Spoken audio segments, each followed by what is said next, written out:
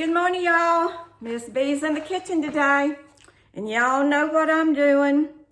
I'm making pear preserves. Be careful what you wish for, or some just might show up at your door. But I just count that as a God wink. That's a blessing. So, I've already been in the kitchen for a day or two, and I have made different kinds of pear preserves. The first kind I made, I put cloves in them. Now, my friend Misty Richards from the bistro in Mariana, y'all know who she is. She taught me about adding spices to them a few years ago. When she first moved to our neck of the woods, we ended up making pear preserves one summer and pear butter, and she taught me about putting cloves in it, and I'd already put cinnamon in some, but she used anise. I looked for some of that yesterday, but I couldn't find it. But today, I'm just going to make another batch, and I am going to put some green food coloring in it for Christmas. Now, yesterday, I made the cinnamon preserves. Now, I'm just going to tell y'all, I could not find Red Hots, and that's what I usually use in my red cinnamon. But I found something called hot tamales at Publix, and so I got those. And I didn't realize until I finished the first batch, my mercy, they didn't quite dissolve. And they might look like little worms floating around in there. I picked up one of the jars and I saw one of those things. And I said, my goodness, they didn't melt all the way. So I wouldn't suggest using these anymore unless you do like I did the second batch. I just put a little water on them and boil it and get the cinnamon and the red, and then I drain out the worms. But if you're so lucky that you might happen to get one of my jars of cinnamon and you think it might have a worm in it, well, just think about tequila. You think the tequila is the best if it has a worm in it. I don't know a lot about tequila, but I can tell you this ain't gonna hurt you, okay? Okay, so you have to multitask if you are going to make preserves. I have to get my jars going in the microwave. And I cheat on that. I used to watch Mama boil them in these big pots, you know, and all that kind of stuff. And I read a few years ago, you just wash your little jar, put a little bit of water in it, and you put it in the microwave, and you cook it for about 5 minutes. Put the timer on about 5 minutes. And then, of course, I do get my pot going where I put my rings and my lids in it boiling. Now, another tip that I heard a couple of years ago was you don't put the flat in there. They say that it might kind of damage the rubber seal, but I'm just like my mama. I'm going to throw that lid in that boiling pot, kill all the germs and everything off of it. Now, I use the recipe out of the Sure Gel box. And honey, it's very simple. I've told y'all before, if you can read, you can cook and do anything. And the prep for this takes the longest amount of time. Peeling those pears, and I don't have one of those fancy pieces of equipment that you can core it with. I probably wouldn't have the strength in my hands to do that anyway. And so I am forced to just use my little pear knife. Those little knives that they used to sell over at Shady Grove Pentecostal Church. The ladies always had those little steel knives that they sold, and I still have a few of those. And so I use my little peeler, and I start at the bottom of it, and just in rings, and I peel it, and I throw it in a bowl of cold water. And then the next thing I do not cook my pears down like that old-timey recipe that gets that big, thick syrup on it. I use a grater, and I grade the pear. Now, it's labor intensive, And it takes me a little while to do that. It probably takes about 8 or 9 big pears to get you 4 cups that this recipe calls for. And that's what takes the buck of your time. But once you get the pears prepared and you put it in your big pot to cook it down, and I use my big pot here. I don't know how many quarts that is, but it's plenty of room to do your stirring and all that kind of stuff. Now, this recipe says do not deviate from it, especially with the sugar content.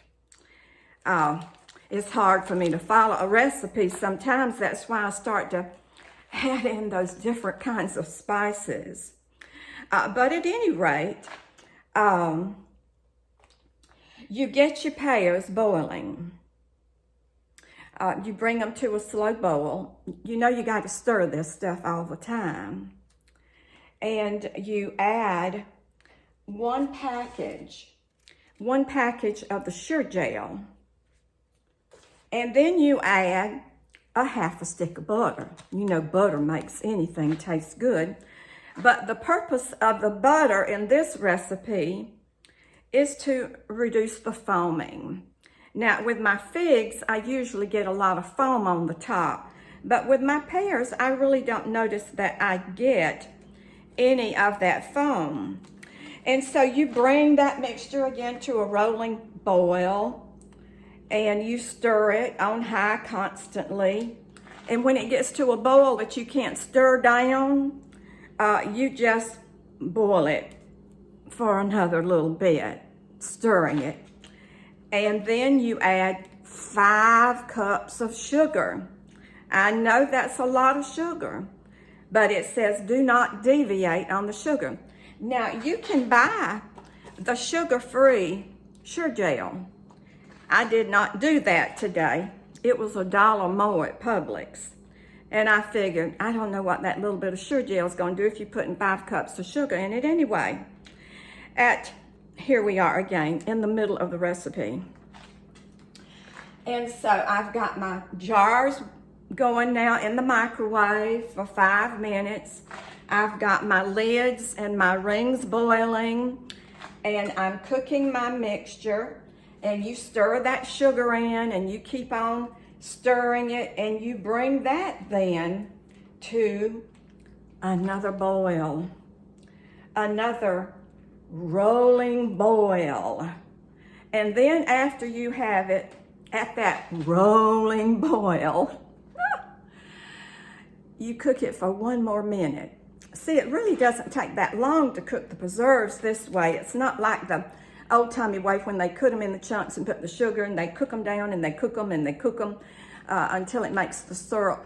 I really don't like that thick syrup, and I like my preserves to put on like a little block of cream cheese come Christmas time and serve it with a little cracker. You know what I mean? And I just like the texture, grating these pears instead of the chunks. That's just me. You can do what you want to. But then, when all of this starts to come off, this 5 minutes of your jars and your lids, and you've got your mixture cooked down, it's time to pour that stuff up. Now, I do use, one of these little things to make sure that I'm not dripping that mess everywhere and that it's going right in the little jar. And that helps a lot. But I just take a little cup and I dip out the mixture, and I pour it in the little jar. Now the trick is you have to do this in a hurry because it's the heat that seals the jars. And so I'm pouring it up in a jar, and I'm putting a flat on it. And then I'll reach over and I'll get a ring and I'll put on it, and I'll kind of halfway tighten it. But my biggest job at that point is to get this stuff poured up and put it in the jars.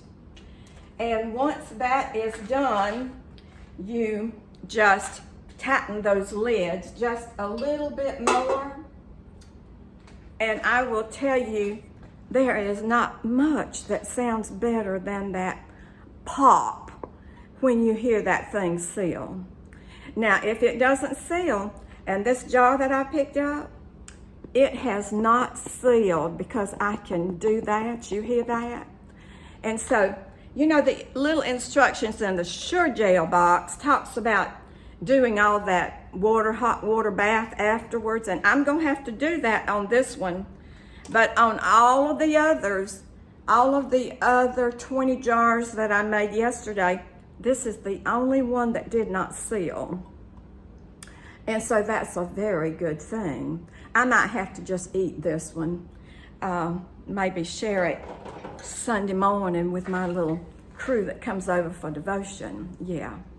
So anyway, Miz Bee just wants to say, it's a beautiful day in the neighborhood, and I'm sweating like a donkey in this kitchen, but it's a good thing. It's a good thing. Today is my mother's birthday. She would be, I believe it's 105 years old if she were still with me here on this earth. And I was so blessed to have her almost 98 years. And I still honor her memory today. And so I kind of like being in the kitchen, doing things that I watched her do all of those years. Now, y'all have a good day.